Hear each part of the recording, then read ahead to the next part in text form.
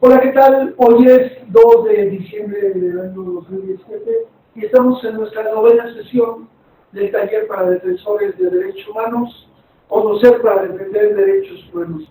Este es un taller que se hace en coordinación entre la Liga Mexicana por la Defensa de los Derechos Humanos con nuestros amigos de Alerta Temprana Red. Esta coordinación de 15 organizaciones que está hoy sumando sus esfuerzos para brindar más solidaridad, más soporte. En esta red también hemos venido acompañándonos con otras organizaciones para ir suscribiendo pronunciamientos y teniendo una coordinación mayor en la defensa de los derechos humanos. Hoy contamos con el gusto de tener también aquí a Silvia, Elma que está acá y Carlos que está allá en los controles. Vamos a dar inicio a una mañana fría, una mañana fresca. Ahí tenemos fruta por si alguien quiere acercarse a comer. También tenemos diferentes variedades de té para que se pongan a gusto. Bueno, vamos a hacer un pequeño repaso con los temas de la sesión pasada para que retomemos el hilo de la historia. También le damos la bienvenida a Guillermo, que está aquí. Vamos a la pantalla. Y estamos viendo esta guía práctica para el análisis y documentación de los casos, que fue parte de la sesión última que tuvimos. Fundamentalmente estamos viendo que las violaciones de derechos humanos no solamente se trata de saber la violación, sino que también tenemos que demostrarla, contribuir a la demostración, porque es la mejor manera de defender los derechos humanos. Y entonces nosotros con ello podemos fortalecer una herramienta más en el trabajo para la defensa. Hoy la mayoría de los casos están judicializados, están llevados a instancias nacionales e internacionales dentro de los sistemas jurisdiccionales y no jurisdiccionales. ¿Cuáles son los sistemas jurisdiccionales? Pues todos aquellos que tienen jueces, que tienen magistrados, que tienen procuradurías, que van a hacer posible llevarlos hasta una sentencia. Y los sistemas no jurisdiccionales son todos aquellos recursos de queja en los que podemos basarnos y fundamentalmente son los que están relacionados con las instancias de derechos humanos a nivel del gobierno. En esas están todas las comisiones estatales, están también los órganos de Contraloría y están también las instancias de orden internacional, como son los procedimientos de la ONU y de la OEA para la protección de derechos humanos, así como los auxilios que el Movimiento Internacional de los Derechos Humanos brinda mediante la queja, el impulso de acciones para la defensa de los derechos humanos. Pero hay algo más ahora. A lo largo de unas cuantas décadas se han venido impulsando dentro de las actividades de las organizaciones la posibilidad de que sin estar dentro del litigio del caso, sin ser parte del litigio del asunto, sin tener un interés jurídico como lo establecen las normas, podemos nosotros acercar a jueces, a magistrados, a ministerios públicos, a órganos de procuración y administración de justicia, podemos acercar comunicaciones, entre ellas la acción urgente, que ya hablamos en alguna ocasión aquí, las acciones preventivas, que también auxilian, pero fundamentalmente en este modelo de defensa de los derechos humanos también podemos acercar los recursos que se llaman de amicus curiae. Son comunicaciones que se llaman amigos de la Corte, donde sin ser parte del proceso presentamos alegatos e información al respecto. Y con ello también los tribunales de opinión. generar tribunales de opinión en los cuales logramos hacer un acopio sistematizado de la información de un caso de violación a derechos humanos, de una situación de derechos humanos en un contexto, y eso utilizarlo para el litigio estratégico, para utilizarlo en los formatos de amicus curiae, pero también en los procedimientos internacionales. Y por eso saludamos mucho la iniciativa que ha generado el grupo de abogados, del gremio de abogados de Estados Unidos, que ha decidido darle continuidad a este modelo de intervención en derechos humanos tan eficaz, y que en compañía también de la Asociación Mexicana de Abogados del Pueblo están impulsando esto, y que ya tenemos una agenda para el próximo año de trabajo. Entonces, para que nosotros podamos acceder a estos modelos de protección de derechos humanos, es importante que nosotros veamos los datos de una situación de derechos humanos. Recordamos, una violación a derechos humanos es la falta que hay a una norma nacional o internacional de protección de los derechos humanos. Ese es el primer elemento. Pero tenemos aparte el caso de derechos humanos. El caso es un conjunto de hechos y circunstancias que le ocurren a personas en un momento determinado, en el que se cometen muy probablemente un cúmulo de violaciones a derechos humanos. No es solamente una, sino que vienen varias al respecto. Ahí nosotros podemos ver, por ejemplo, casos de derechos humanos que conocemos así importantes: el caso Atenco, la masacre del Chaco, la masacre de Aguas Blancas, tenemos el caso de Nochistlán, el caso de la APO, aunque refiriéndonos al caso de la APO, es propiamente una situación de derechos humanos, porque cuando hablamos del caso de la APO, son un conjunto de violaciones graves y sistemáticas a los derechos humanos que se dieron en un contexto de tiempo sobre un marco de lucha, pero fueron una gran cantidad de eventos violatorios de derechos humanos que construyeron una situación de derechos humanos. ¿Se entiende la diferencia? Y bueno, para ello entonces, como ya veíamos en la pantalla hace un momento, vemos lugar, vemos el tiempo, o sea, y recordamos que se tiene que fijar el día, el mes y el año, evitar frases como el día de ayer, el del presente año, la hora, si es posible, es muy importante fijarla. El lugar, hay que ver ciudad, calle, número, colonia, delegación, municipio, estado, ¿verdad? Si es un lugar en el campo, bueno, pues determinar el paraje, la zona territorial donde ocurre este evento, porque de repente cuando nosotros estamos redactando una comunicación, pues pareciera que todo el mundo conoce lo que estamos diciendo, y claro, si hablamos de nuestra colonia, pues yo digo, aquí es nuestra colonia. ¿Y dónde ocurrieron los hechos? Pues ahí en mi colonia. Pues sí, pero si lo hablamos aquí entre nosotros, sabemos a qué nos referimos, pero nos distanciamos un poquito y ya no sabemos quién o a quién.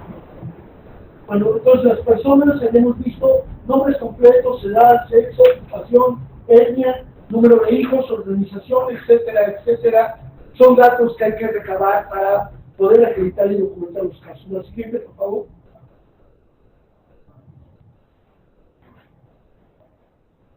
Y acá también los victimarios, las características, las corporaciones, los números de placa, etcétera, los datos que permitan identificar a los presuntos responsables o a los responsables verdaderos, y también llegar a la cadena de los responsables intelectuales de estos hechos y quienes les dan impunidad. Y también auxiliarnos de los testigos, de la información que hay de los testigos. Ya habíamos hablado un poco de todo esto, de las evidencias y demás. Vayamos un poco hablar de los victimarios o los probables presuntos responsables. Si quieres, salimos de la pantalla para comentar. En ese sentido, cuando nosotros hablamos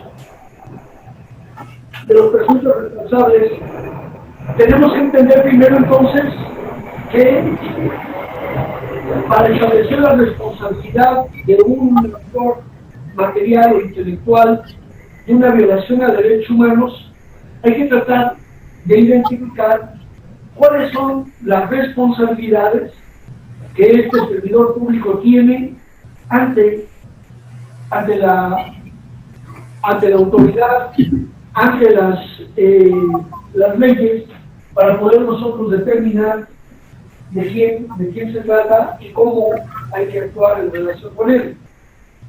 Es importante en este sentido, entonces, recordar, ya habíamos mencionado que México es un país que tiene un modelo administrativo que está basado en una federación.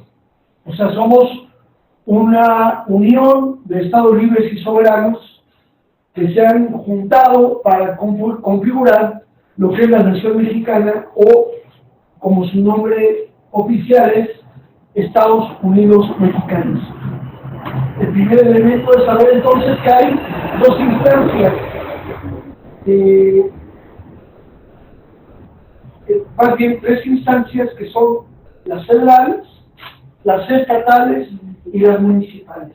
Los gobiernos se establecen de esa forma. Esos son los tres niveles de gobierno. Entonces hay que ver a qué institución o instancia pertenecen las autoridades que están actuando. Segundo, también tenemos que identificar a qué división del poder público tienen, si son del Ejecutivo, del Legislativo o del Judicial. Y recuerden, nosotros hablamos del poder público. Esos tres poderes de la administración pública no son el poder real. O sea, realmente el poder es el poder económico. Es el que decide quiénes son los candidatos, y dicho sea de paso y entre paréntesis, hoy ya nos dijeron que tenemos que votar por Videgaray, no,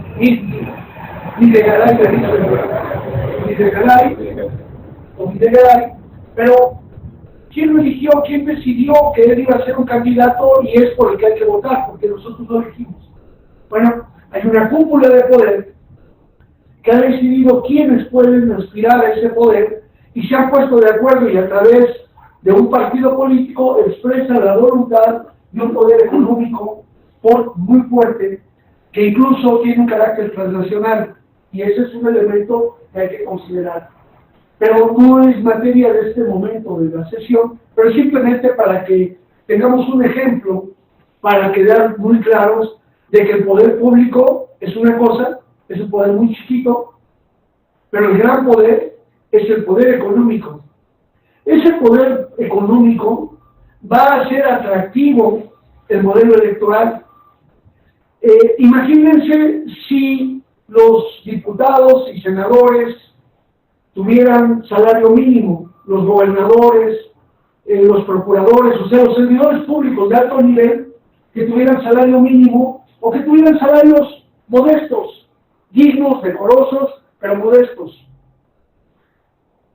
Probablemente ahí no habría contienda electoral, ahí no habría problema de ver quién se va a beneficiar, porque, claro, teniendo esos sueldos, esos salarios, la disputa es muy grande, y también, a la vez la disputa tan grande, el efecto conductor de llegar y comprometerse con quienes están dando los dineros favorece esta práctica.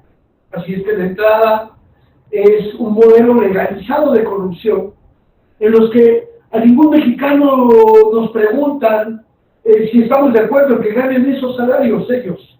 La cúpula decide y está de acuerdo. Incluso hoy algunos sectores empresariales poderosos también le están pidiendo cuentas y probablemente intenten disminuir un poco los emolumentos de ellos. ¿Hasta dónde? hasta donde siga siendo atractivo, pero no sea tan escandaloso. ¿Sí me explico? Ese es una parte del secreto de la ficción democrática de los países, pero ese no es el punto. Regresando, hablamos de estos tres poderes, estos tres niveles de gobierno, y entonces vamos ahí a identificar a los actores. ¿Qué urge en nuestro país ante la situación que hoy vimos de la ley de seguridad nacional que acaba de ser aprobada? Pues lo que vamos a necesitar nosotros, los mexicanos, es un nuevo constituyente y una nueva constitución, pero un constituyente que emane de las bases desde la sociedad en su conjunto, desde el pueblo mismo, en su ejercicio soberano, de acuerdo a la propia Constitución, para que cambie el estado de cosas que estamos viviendo. Porque en esa reforma que debiéramos nosotros tener, imaginemos que ya no haya jurisdicciones estatales, municipales y nacionales.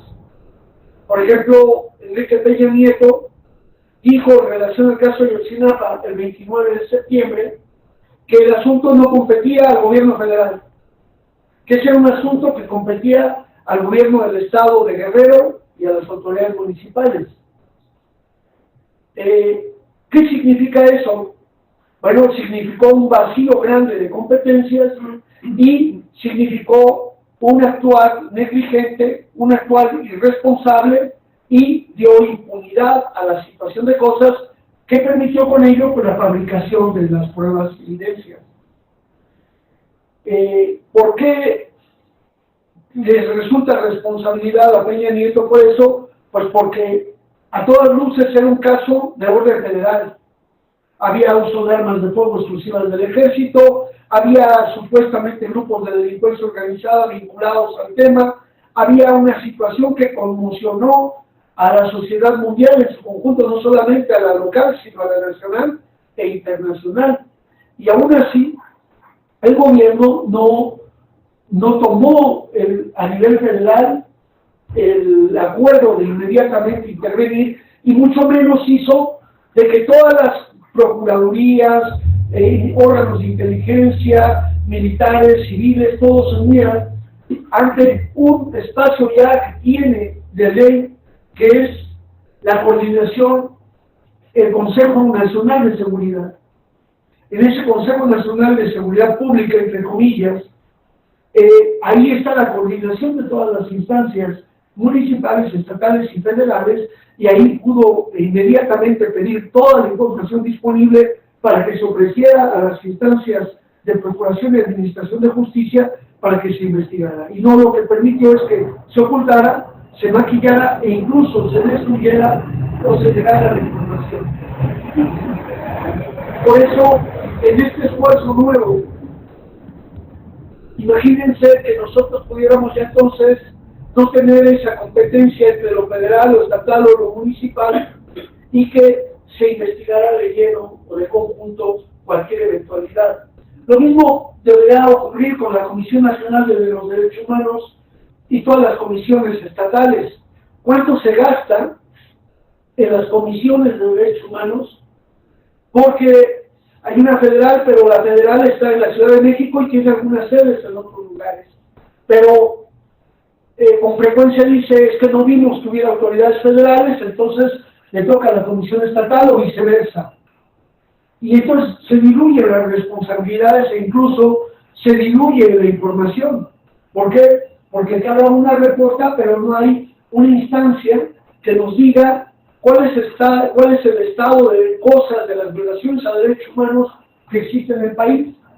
¿Por qué? Porque no hay una entidad que haga el reporte de todo lo que pasa en relaciones a derechos humanos en todo el país. La CNDH hace un reporte, las comisiones estatales hacen lo propio.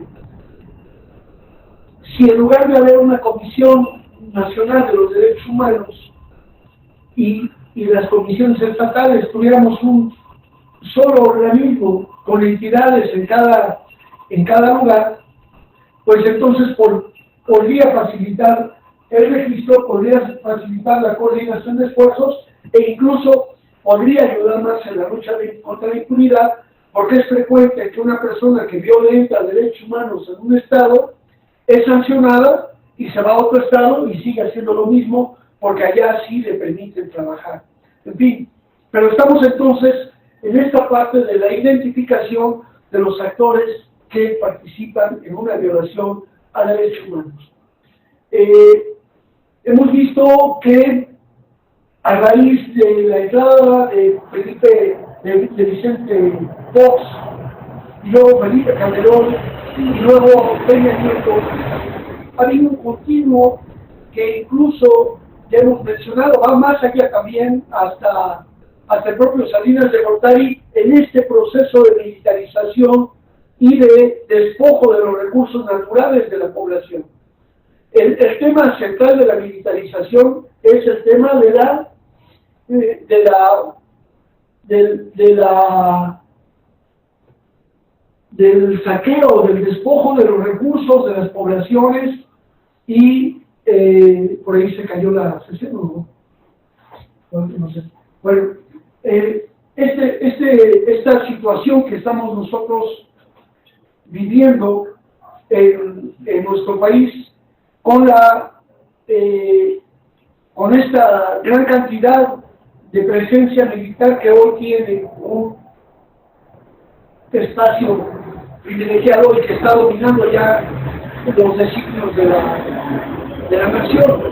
Bueno, pero aunado a eso, tenemos también otro elemento, que en el gobierno de Vicente Fox se fue gestando de manera callada, pero eficaz, el cambio de régimen de nuestro país, que fue favoreciendo las condiciones para que en el gobierno de Calderón se expresara una salida militar, un proceso de militarización que iba a darse con la guerra contra el narcotráfico que hoy seguimos padeciendo.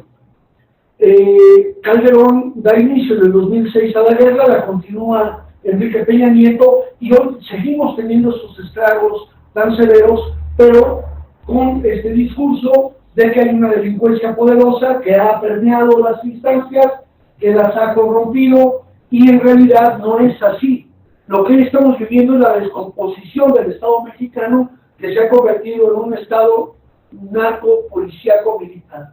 Estamos ante un Estado narco-policíaco militar y por eso es tan difícil la defensa de los derechos humanos, porque la utilización de grupos irregulares, de grupos que están actuando desde la supuesta acción civil, o sea, desde fuera de las propias instituciones del Estado, nos tienen una situación muy grave de violación y de violencia que ha generado la crisis más severa y profunda en la historia de nuestro país. Ante eso, tenemos que entonces apelar a que en nuestro país, como en cualquier parte del mundo, no solo cometen violaciones a los derechos humanos los servidores públicos, y en general sí podemos afirmar que los cometen servidores públicos, pero ya no lo hacen de manera directa, sino lo hacen a través de terceras personas a quienes toleran, promueven o aquiescen, o sea, les permiten que ejecuten ese tipo de acciones a darles la impunidad. Y los temas que cierran la pinza son la corrupción, el tráfico de influencias y la impunidad, lo que nos tiene hoy en esta situación tan grave. Es muy triste que ante la desaparición de una jovencita que llega al Ministerio Público y pide la familia que se ayude a buscar el paradero, y la autoridad le niega el derecho a que se investigue, a sabiendas ya de que en esa localidad, en esa delegación de la Procuraduría, están ocurriendo muchos casos. O sea, es todavía más grave porque ellos sí saben el panorama delincuencial, sí tienen cierta estadística de las denuncias que la gente lleva al lugar y las zonas criminógenas donde están actuando, y sin embargo hacen nada. y se escudan en su negligencia, se escudan en su ineficacia o incluso en su desconocimiento supuestamente de los diferentes recursos. Ahí tenemos los protocolos para la atención a las personas que han sufrido violencia, para que la policía actúe con ética, con cuidado, y sin embargo no lo están haciendo, como lo vemos aquí en Chimalhuacán, como lo vemos en Ciudad de San Marcollo o en Catepec. A pesar de que ya hay muchos casos, siguen actuando de manera negligente, maltratando a las personas y a sus familiares. No se aplican los protocolos de búsqueda de manera inmediata. Todavía uno llama al CEDAC PGR, y todavía ellos, los operadores que están ahí, no inician el protocolo como dice el propio manual, y solamente dicen, bueno, pues le tomo su reporte y le pido que vaya a la Procuraduría, que vaya a la Comisión Estatal, etcétera, etcétera, pero no inician como debiera ser de entrada ya ese reporte. Esa es la parte más grave, y por eso identificamos los autores intelectuales, materiales, los colaboradores que por acción o omisión permiten que se violenten los derechos humanos. En la identificación de los actores, recordemos que hay una gran cantidad de policías, hay una gran cantidad de órganos de intervención, y tan solo para dar un pequeño ejemplo, en el caso de Ayotzinapa, todos los informes y todas las recomendaciones, incluso de organismos internacionales que han estado en la materia, no entran más al fondo de la responsabilidad, por ejemplo, del CISEN en su actuar. Personal del CISEN estuvo siguiendo a los muchachos de Ayotzinapa no solamente ese día, sino desde hace mucho tiempo, y no aportó ni un solo dato del CISEN para decir qué sabía respecto a todo eso. Y hay una responsabilidad de estas instancias para la protección de los derechos humanos, que dejan fuera todo ese marco porque lo considera de seguridad nacional, y entonces se reserva la información, se niega la información, y con ello se cobija y se protege la impunidad. Hasta aquí más o menos vamos claros en la identificación de los servidores públicos y la responsabilidad. A veces cuando nosotros establecemos una violación de derechos humanos, tenemos que considerar que no solamente no es la violación en sí, por ejemplo, el feminicidio de una chica, la autoridad de la Procuraduría o de los órganos de justicia o de los legisladores, no es que ellos sean autores materiales del hecho, no son autores tampoco intelectuales, pero al generar un marco jurídico que permite que esas conductas queden impunes, al dar un actuar, al permitir que esas conductas queden impunes, de alguna manera tiene una responsabilidad muy importante en esos hechos, y aunque su sanción sea por negligencia, por responsabilidad del servidor público, por violentar las normas